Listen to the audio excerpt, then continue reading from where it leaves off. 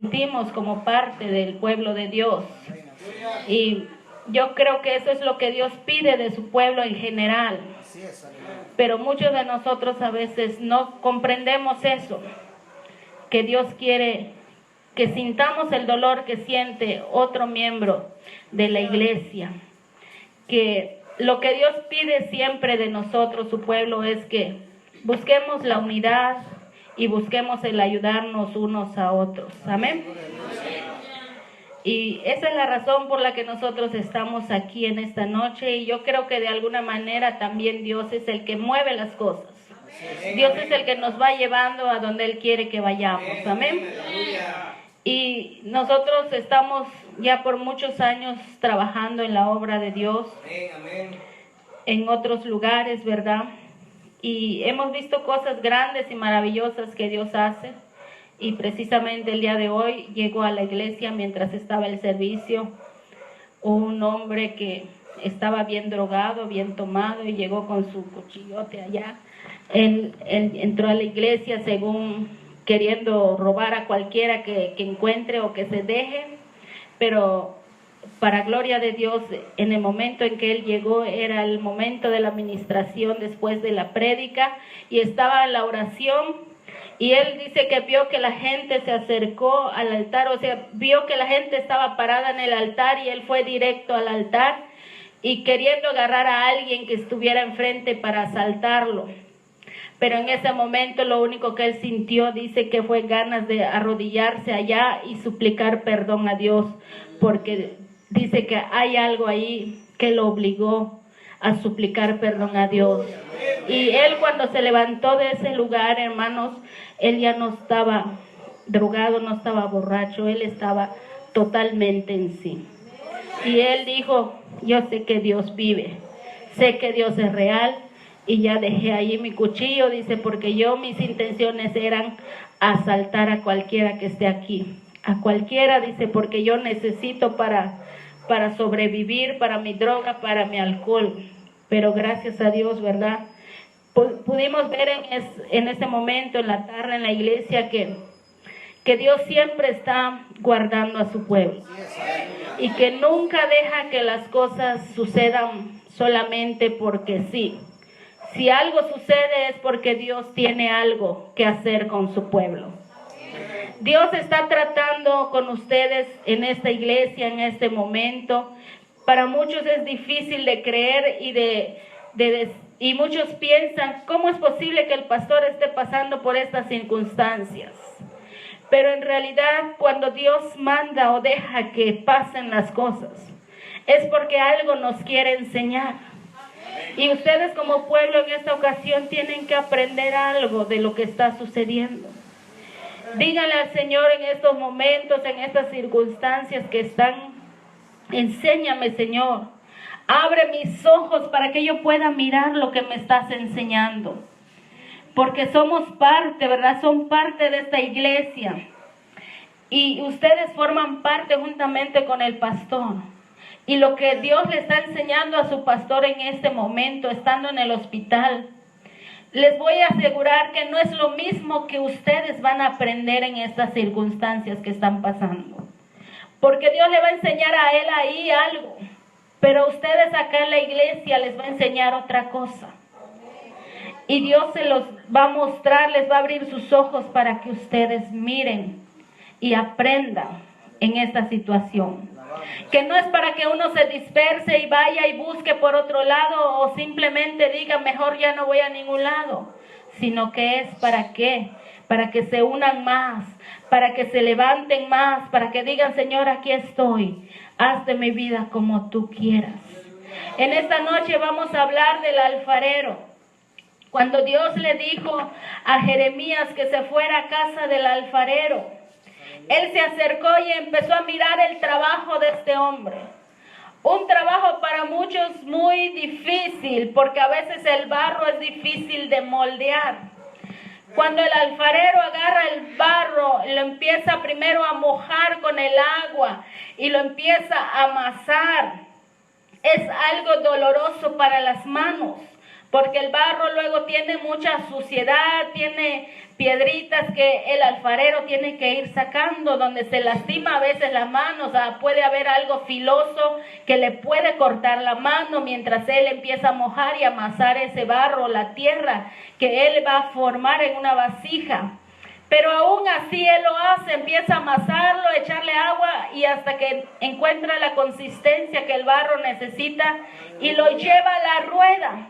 Y ahí lo empieza a girar. El trabajo de él no solamente es amasar y el poder lastimarse ahí, sino al ir formando con los dedos la vasija, cuando va rodando esa rueda con los pies y con las manos arriba va formando su vasija. Corre también el peligro de que algún filo o algún vidrio o algo pueda haber quedado ahí de basura y le pueda cortar los dedos. Pero aún así el alfarero no deja su labor, no deja su trabajo. Él continúa, aunque se lastime, lo que hace es ir quitándole toda esa basura.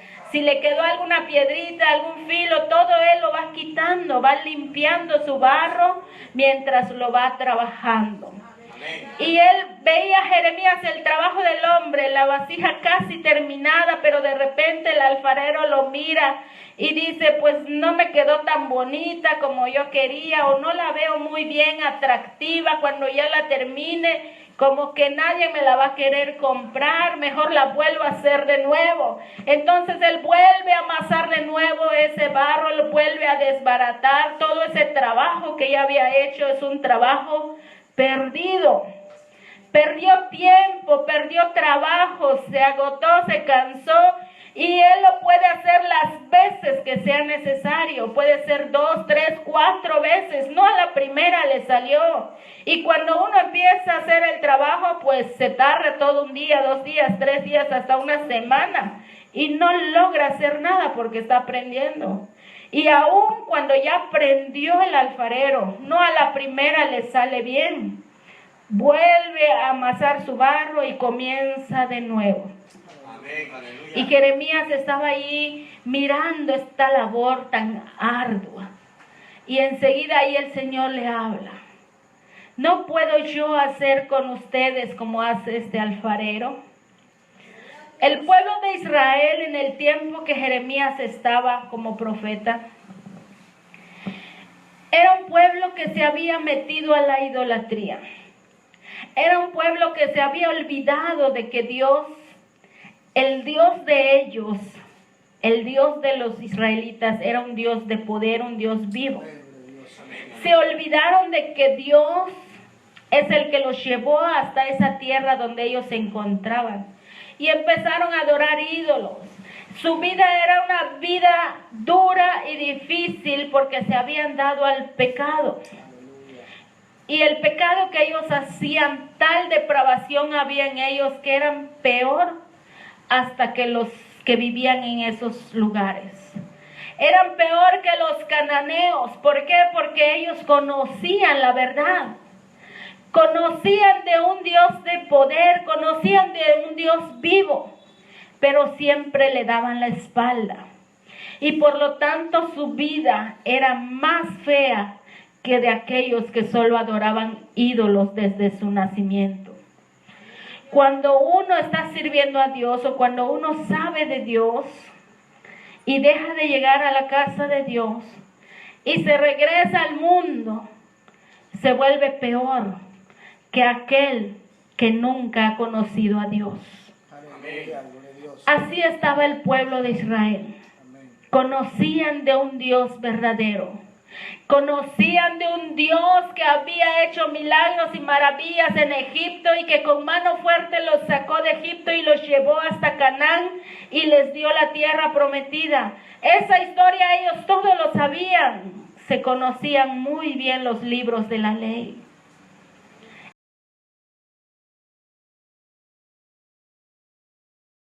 Ellos ya debían de saber todos los libros de la ley que había escrito Moisés, que nosotros en nuestra Biblia conocemos como los 5 primeros libros de la Biblia. Aquí lo tenían que tener de memoria. Por eso decimos que es un pueblo que conoce del Dios vivo. pero no lo quiso servir. No quiso servirlo. Entonces estaban viviendo momentos difíciles en los cuales parte del pueblo ya había sido llevado cautivo. Y quedaba una parte que Jeremías, cuando Dios lo llama, Jeremías, cuando Dios le llamó para dar el mensaje, y el mensaje que él iba a dar era mensaje de destrucción, mensaje de desolación, mensaje de tragedias, mensaje de dolor, mensaje de angustia, mensaje que nadie quería escuchar. Jeremías, cuando el Señor lo llama, él dice: Señor, tenía aproximadamente 20 años, pero él dice: Señor, ¿por qué yo, siendo un niño, me llamas a mí? No sé hablar, no sé decir nada, nadie me va a tomar en cuenta, nadie me va a hacer caso. Él era del linaje de los sacerdotes, sin embargo, no estaba en edad de ejercer el sacerdocio todavía. Por eso él decía: soy un niño, Señor, ¿quién me va a tomar en cuenta? Nadie. Pero el Señor le dijo: yo pondré mi palabra en tu boca y hablarás lo que yo te diga.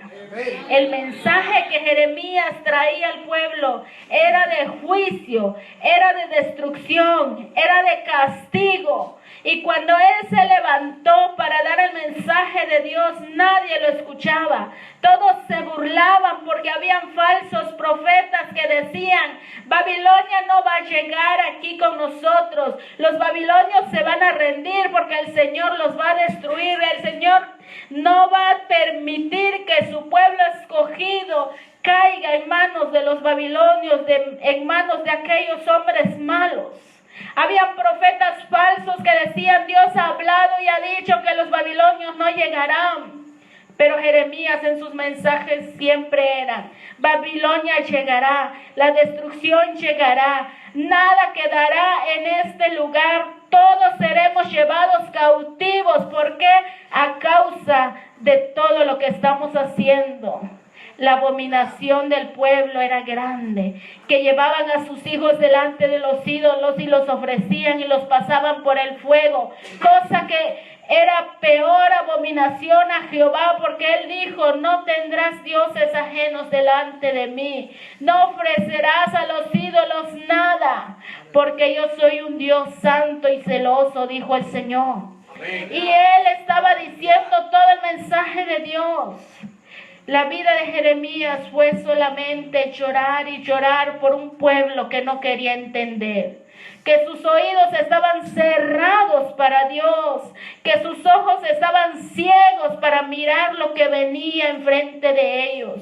Ellos solo miraban lo que había a su alrededor físicamente: fiestas, diversiones, ídolos, gozo mundanal. Solo eso estaban mirando.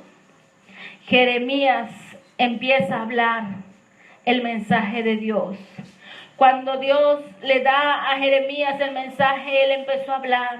Él empezó a ser aquel profeta que el pueblo no quería.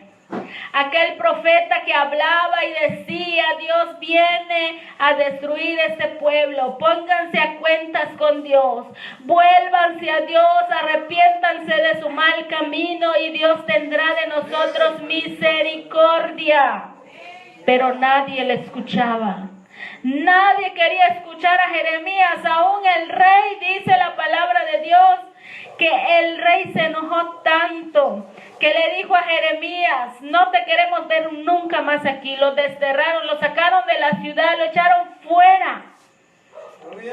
Pero aún así las palabras que Dios le daba a Jeremías llegaban al pueblo, las escribía. Dice que alguien escribió por Jeremías y las llevó y las leyó en medio del pueblo.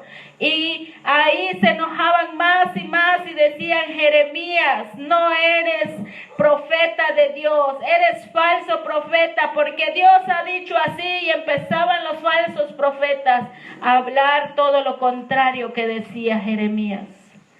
Sin embargo, llegó el tiempo que a Jeremías tanto era lo que él hablaba y decía del mensaje de Dios, que lo llevaron a la cárcel. Y no solo lo encerraron para que no hablara más, porque aún así él no se callaba, sino que lo metieron en un pozo.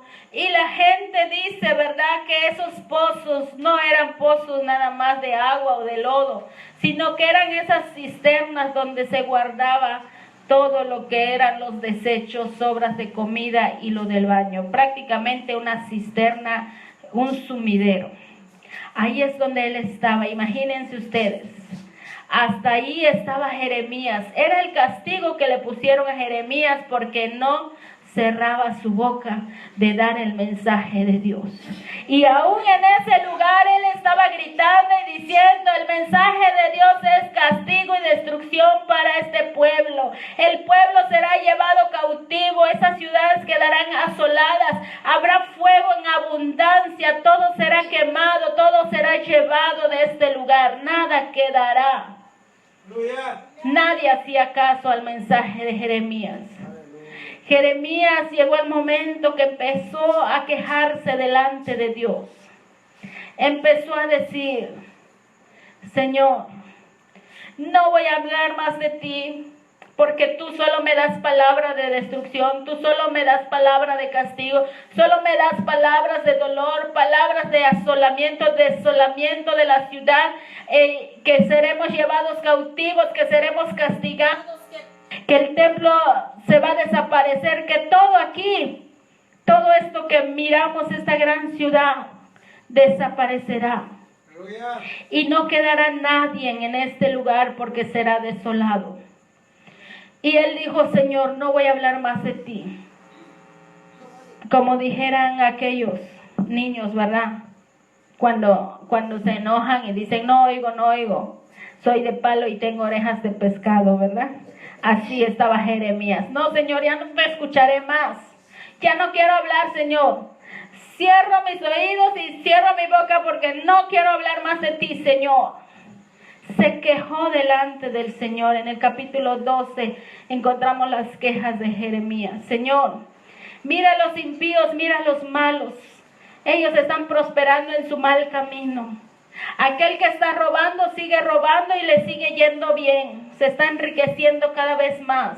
Aquel, Señor, que humilla a los huérfanos y a las viudas y les quita todo, Señor, sigue prosperando y todo le va bien. Y yo, que estoy hablando tu palabra, que soy tu siervo, que soy tu profeta, me está yendo cada vez más peor y peor. Y Jeremías se empezó a quejar delante de Dios. Señor, entonces, ¿para qué sigo yo adelante? ¿Para qué te sirvo? ¿Para qué hablo tu palabra? ¿Para qué? Nada de lo que estoy haciendo y diciendo sirve.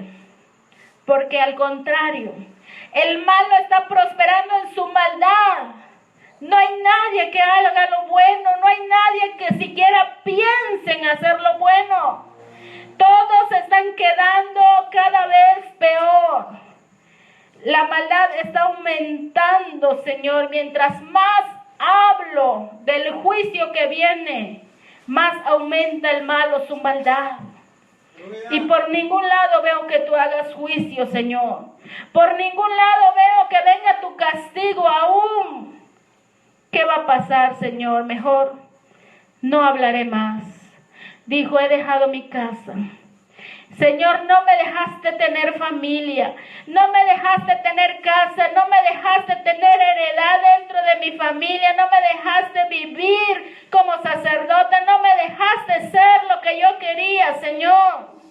Ya no quiero hablar más de ti. Si tu pueblo se quiere perder, que se pierda. Si tú quieres hacer otra cosa, Señor, hazlo. Pero yo no voy a hablar más. Cuando Jeremías empieza a decirle al Señor, no voy a hablar más. ¿Por qué? Porque las amenazas para su vida eran cada vez más fuertes. La muerte la sentía tan cerca.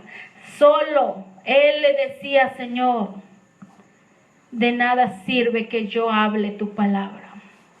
De nada sirve todo lo que yo he dicho, lo que he hecho.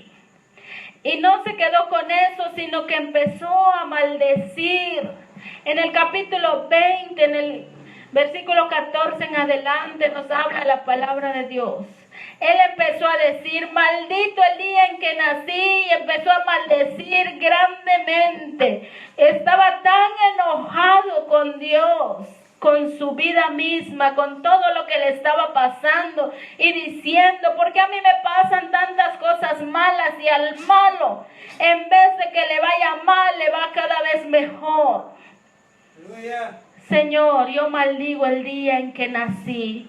Y maldigo, empezó él a hablar y a decir aún de su madre y aún de aquella mujer que dio la noticia que un hijo varón ha nacido. Y él dijo, maldito sea todo eso, no lo quiero ya. ¿Por qué no me morí en el vientre de mi madre? ¿Por qué no nací muerto? ¿Por qué no morí al nacer? ¿Por qué, Señor, tanto sufrimiento para mí? Pero él empezó a decir, Señor, no hablaré más de ti. Pero a pesar de todas las cosas, nosotros pasamos momentos difíciles. Pasamos momentos de prueba tan difíciles que cuando Dios empieza a hablar a nuestro corazón, a pesar de que decimos, ya no quiero más nada de ti, Señor, ya no puedo más. El camino de Dios no es para mí, dicen algunos. Servir a Cristo no es para cualquiera, dicen otros. Yo no puedo servir a Cristo porque siempre me estoy cayendo y tropezando con la misma piedra. Cuando llegan los momentos difíciles a nuestra vida, nosotros a veces nos quejamos con Dios. Nos quejamos de nuestra situación. Nos quejamos de todo y empezamos a ver como Jeremías. Mira aquel vecino, mira mi amigo, mira fulano, mira mi familiar, mira qué tan malo es, pero todo el tiempo le va bien. Mira todo lo que obtiene y yo que te sirvo y que te doy, Señor, no tengo nada. Y al contrario, me va de mal en peor y no tengo nada, no logro nada en mi casa.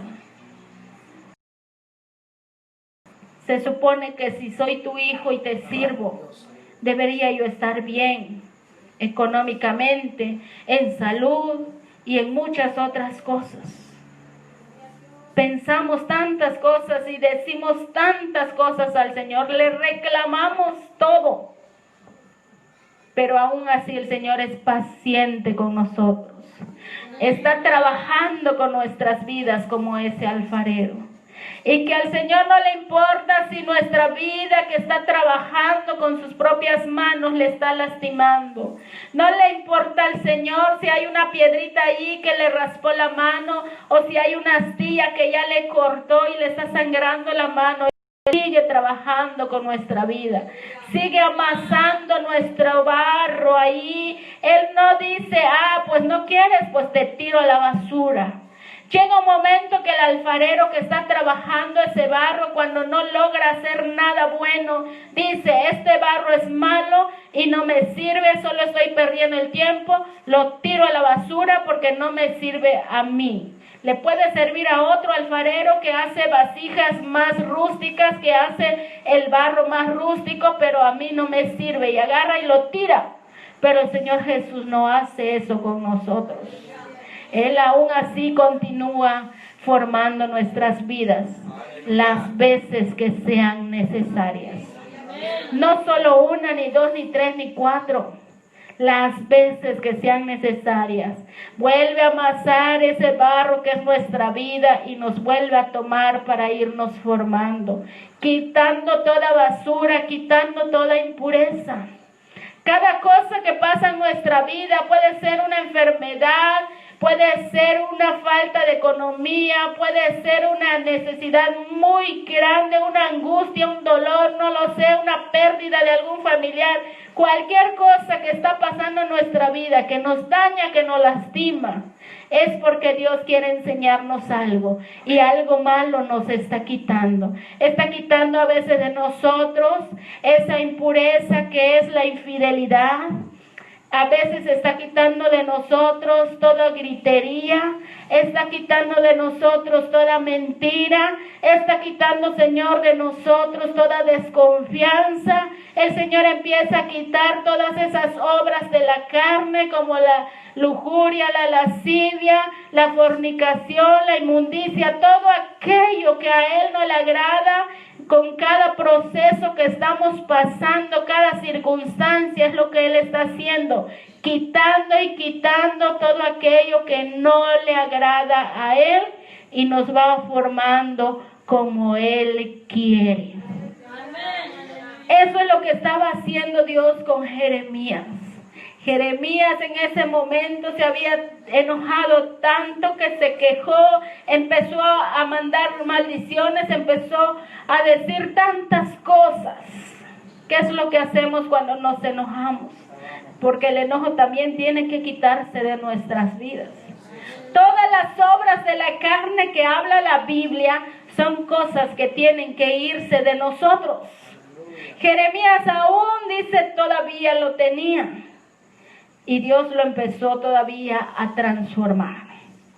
A pesar de todo lo que Él dijo, a pesar de todo lo que le gritó al Señor, a pesar de tantas cosas que le pudo haber dicho al Señor, quizás le dijo: ya basta, Señor, no te quiero oír más, jamás de mi vida, voy a irme al mundo, voy a ir al pecado, voy a hacer lo malo, voy a hacer todo lo que el hombre malo hace, porque ahí sí me va a ir bien, porque ahí nadie me va a lastimar, porque ahí nadie me va a dañar, porque ahí todo me va a ir bien, Señor, contigo todo me va de mal en peor.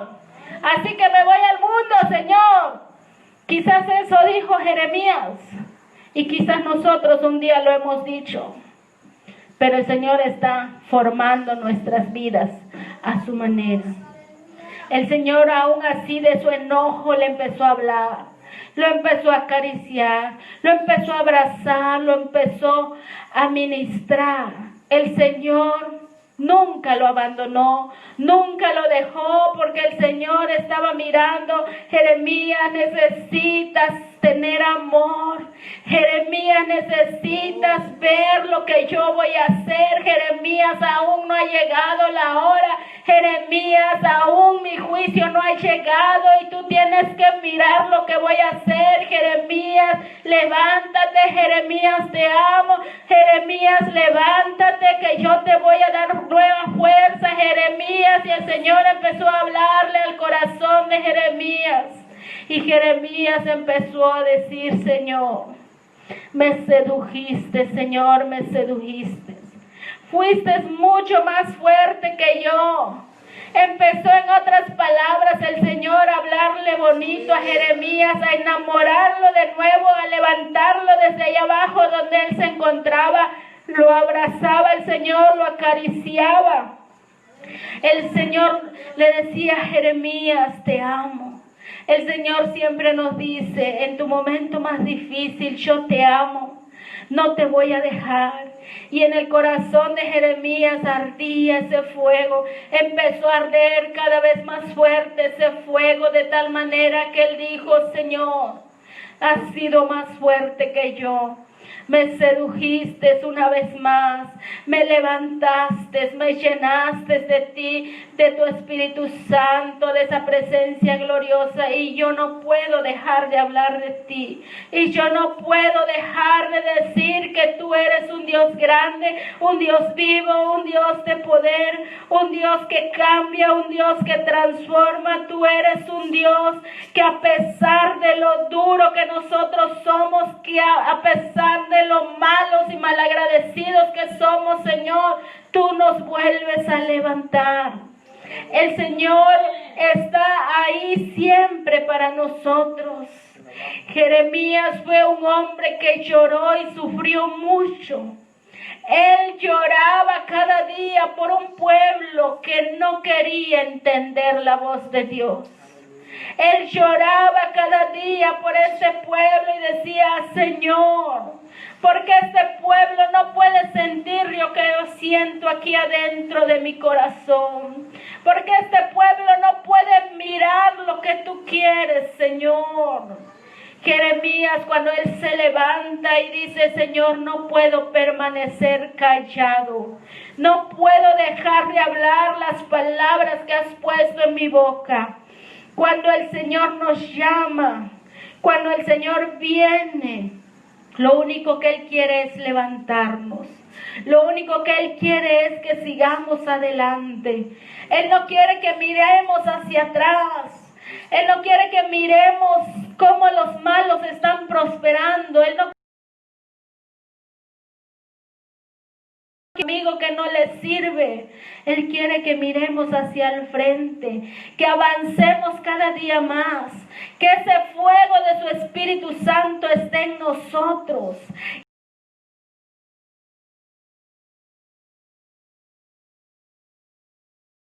Del gran dolor que podamos tener o enfermedad, sigamos a la paz y glorificando su nombre y no callemos de decir: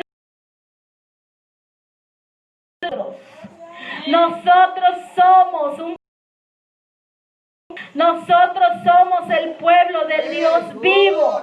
Nosotros somos aquellos que han de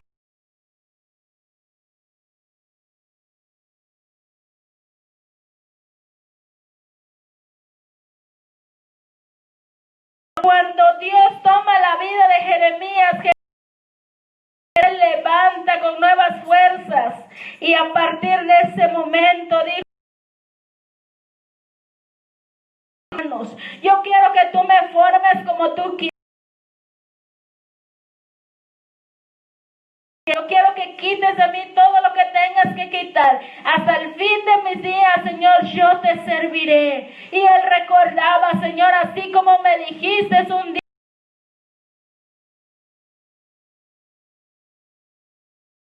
has dado por profeta a las naciones, entonces, Señor, yo llevaré tu palabra hasta el fin de mis días, y de hoy en adelante nunca más, Señor, me voy a renegar de lo que soy. Soy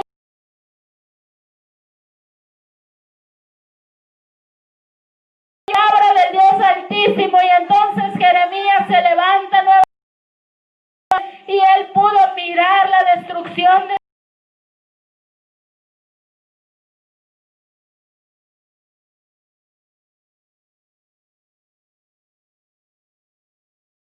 Jeremías habló, fue caída en tierra.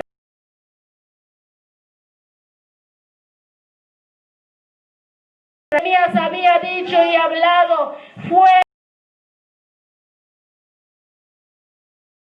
tal como él lo dijo. ¿Por qué? Porque la palabra que Dios pone en la boca del hombre ha de cumplirse. Porque no es palabra del hombre, es palabra del Dios vivo. Amén. Gloria a Dios. Aleluya. Y quiere quitar todos nuestros defectos. Quiere quitar todas nuestras impurezas. Pero solamente falta que nosotros, como barro, digamos: Señor, aquí está mi vida, te la entrego, haz de mí como tú quieras. Que estemos realmente dispuestos a pasar por aquellos valles de sombra de muerte, a pasar por el fuego, a pasar por el agua, que esas aguas no nos anegarán, a pasar por el fuego, que ese fuego no nos quemará. Debemos estar dispuestos a hacer lo que Dios quiere que hagamos. No vamos a dejarnos vencer. Dios quiere que nosotros nos levantemos, que seamos un barro de calidad, un barro que pueda ser útil en las manos del Todopoderoso, nuestro alfarero, Jesús de Nazaret. Dios quiere que nuestras vidas formen vasijas que duren para siempre. Dios quiere que nuestras vidas sean vasijas que no se caigan y se rompan a la primera. Dios quiere que nuestras vidas sean vasijas que permanezcan para siempre. No solo un instante. No digan a la primera o a la segunda me rendí, sino que permanezcan para siempre. Cuando el barro se deja moldear en las manos del alfarero, ese barro es bueno. Y luego es pasado por el horno para que pueda haber en ese barro quitado todos los defectos, todas las impurezas, pasa por el horno para darle el proceso de durabilidad. Y el fuego lo quema, lo cocina y lo deja firme. Y ahora es irrompible. Eso es lo que hace Dios con nuestra vida cuando nos pasa por momentos difíciles y duros. Está dándole a nuestra vida ese carácter o esa característica de irrompible. Que permanezcamos para siempre, que seamos vasijas que no sirven solo para decorar un lugar, sino que seamos vasijas que sean útiles en las manos de alguien, que podamos ser vasijas útiles en las manos de Dios. Porque hay muchas vasijas que no sirven para nada, que solamente las cuelgan para adorno ahí. Pero hay vasijas que van de mano en mano, sirviendo, llenando copas, llenando vasos, llenando y llevando comida a lugares donde se necesita. Que seamos vasijas útiles en las manos del Señor, que hablen la palabra, que lleven la presencia de Dios a donde quiera que vayan. Que no importa que yo por dentro me esté quebrando y rompiendo porque mi corazón está dolido, pero la gente lo único que va a mirar es el reflejo de Cristo en mi vida. Es que Cristo vive en mí, que no va a mirar mi dolor, que no va a mirar mi sufrimiento, sino que va a mirar que Cristo vive en mí, que yo tengo una esperanza, que no estoy solo, que mi problema no lo paso solo, que mi problema no está ahí nada más diciendo y esperando a qué horas me resuelve, sino que hay un Dios de poder, que hay un Dios que está ahí resolviendo todos mis problemas, que hay un Dios que está mandando sanidad a mi vida, que hay un Dios que está mandando todo lo que necesita mi vida, que no estoy solo, que la gente pueda mirar que yo soy una vasija que no se rompe a la primera, que permanece para siempre y que es útil para los demás, que a pesar de su situación dura y difícil que está pasando, pueda ser útil para aquel que está sufriendo, pueda ser útil para aquel que necesita una palabra de ánimo, pueda ser útil para aquel que lo necesita. Nosotros somos esas vasijas que Dios quiere que seamos. Nosotros somos los que tenemos que decir, aquí está mi vida, Señor. ¿Estás dispuesto tú a decirle, Señor, aquí está mi vida? Haz de mí lo que quieras. Podemos cantar muy bonito esa canción que dice, Señor, yo soy el barro y tú el alfarero. Cambia mi vida, rompe mi vida y hazla de nuevo. Pero la realidad a veces es otra. La realidad a veces es diferente para nosotros. Pero ¿saben qué? Dios aún así nos ama. Y extiende sus manos de amor y misericordia para nosotros. Y nos dice, hijo mío, te amo hoy más que nunca. Levántate, ten ánimo, esfuérzate. Sé valiente, yo estoy aquí contigo, yo estoy para levantarte, yo estoy aquí para sanarte, yo estoy para animarte, yo estoy para darte lo que tú necesitas. ¿A dónde más iremos sino al Señor? No hay otro lugar a donde acudir, no hay otro lugar. Aleluya, gloria al Señor. Tú quizás dices, es difícil para mí cambiar esto, lo que yo soy es difícil cambiarlo. Mi carácter es difícil dejarlo. Pero sabes una cosa, para Dios no hay nada imposible. Para Dios todo es posible. Para el Dios que nosotros servimos todo es posible. Nada hay imposible para Dios. Con Dios todo lo podemos. No hay nada en este mundo que Dios no pueda resolver. No hay nada en este mundo que Dios diga, aquí no puedo con este problema, no puedo con tu vida, no puedo con esta situación que estás pasando. No. Nuestro Dios es un Dios todopoderoso. Nuestro Dios es un Dios que todo lo sabe, que todo lo ve, que todo lo escudriña. Amén. Aún lo que a nadie le has dicho tú, aún lo que nadie sabe de ti, Él lo sabe todo. A Él nada le puedes guardar, a Él nada le puedes decir, no Señor, esto tú no lo vistes, oh Señor, esto tú no lo sabes, y yo no te lo voy a decir. porque todas las cosas están escritas en los libros que el Señor tiene allá en el cielo. En el libro de los Salmos lo dice bien claro. Cuando estaba en el vientre de mi madre, decía el salmista, ay, Señor, tú me conocías. Y en tu libro estaban escritas todas las cosas que luego fueron formadas en mí. Todas, aún las que voy a hacer cuando yo viva y hasta que yo muera, Señor, todo tú lo tienes escrito allá. Esto es lo que el Señor hace con nuestra vida cuando la va formando, llevándonos al lugar donde quiere que vayamos, porque nuestra vida tiene un propósito. El propósito de Jeremías era ser profeta a las naciones, ser un profeta de juicio y de maldición, de castigo, y él cumplió con el trabajo que Dios le asignó. Ahora nosotros estamos cumpliendo con el trabajo y la labor que Dios nos asignó.